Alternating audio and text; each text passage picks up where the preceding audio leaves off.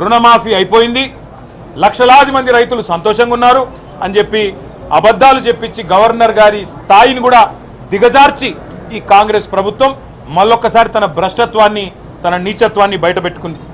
పెట్టుబడి సాయం అందని రైతులు రుణమాఫీ కాక, పెట్టుబడి సాయం జరగక, కేసీఆర్ గారి టైంలో ఉండే రైతు బంధును కూడా కనీసం అమలు చేసే పరిస్థితి లేక ఆగమాగమైపోతుంటే ఇవాళ రైతు బంధు మొత్తం అందింది. అది మాత్రమే కాకుండా రైతు కూలీలకు కూడా సాయం చేస్తున్నామని చెప్పి గవర్నర్ గారి నోటెమ్మడ ఇవాళ అబద్ధాలు చెప్పించడం అంటే గవర్నర్ గారికి కూడా అవమానం. ఇది వారు కూడా గుర్తించాలని చెప్పి కూడా మేము కోరుతా ఉన్నాం. సాగునీటి సంక్షోభం రోజు రోజుకు తీవ్రమవుతా ఉంది. కేవలం కేసీఆర్ గారి మీద గుడ్డి ద్వేషంతో, మా పార్టీ మీద గుడ్డి కోపంతో అక్కడ మేడిగడ్డను రిపేర్ చేయకుండా 15 నెలలు ఎండబెట్టడం వల్ల ఇవాళ మొత్తం గోదావరి పరివాహక ప్రాంతంలో ఎండిపోతున్న ప్రతి ఎకరా పంటకు బాధ్యత తీసుకోవాల్సింది రేవంత్ రెడ్డి అనే ఈ ముఖ్యమంత్రి.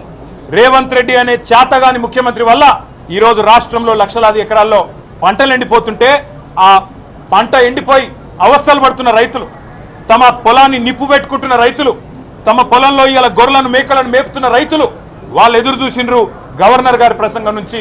ఒక్క మాటన్న వస్తుందేమో, మేము పంటలను ఎండిపోకుండా కాపాడుతాం, మేమున్నాం, ఈ ప్రభుత్వం భరోసా ఇస్తున్నది, మీకు రిపేర్ చేస్తాం మేడిగడ్డను, ఇన్ని రోజులు కేసీఆర్ గారి మీద గుడ్డి కోపంతో తప్పు చేసినాం అని ప్రాయశ్చిత్తం చేసుకుంటారు అనుకున్నాం.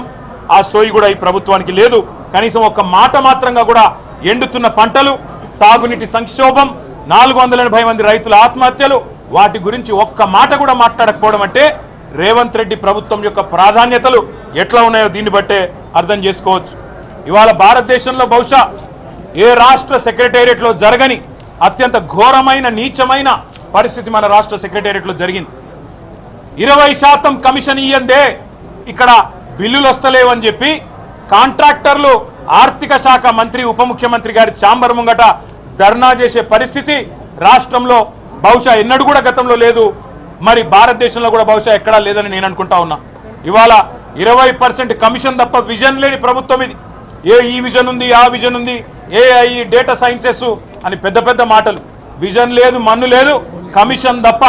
No vision, only commission, only 20% commission అనే విధంగా ఇవాళ ప్రభుత్వాన్ని నడుపుతూ, ఢిల్లీకి మూటలు పంపుతూ, ఇక్కడ చిన్న కాంట్రాక్టర్లను, సర్పంచ్లను, చిన్న చిన్న వ్యక్తులను వేధించి చివరికి ఓవర్సీస్ స్కాలర్షిప్లు ఇవ్వకుండా, గురుకులాల్లో తిండి పెట్టకుండా ఈరోజు పిల్లల్ని చంపుతున్న అరాచక ప్రభుత్వం రేవంత్ రెడ్డి ప్రభుత్వం, కాంగ్రెస్ ప్రభుత్వం.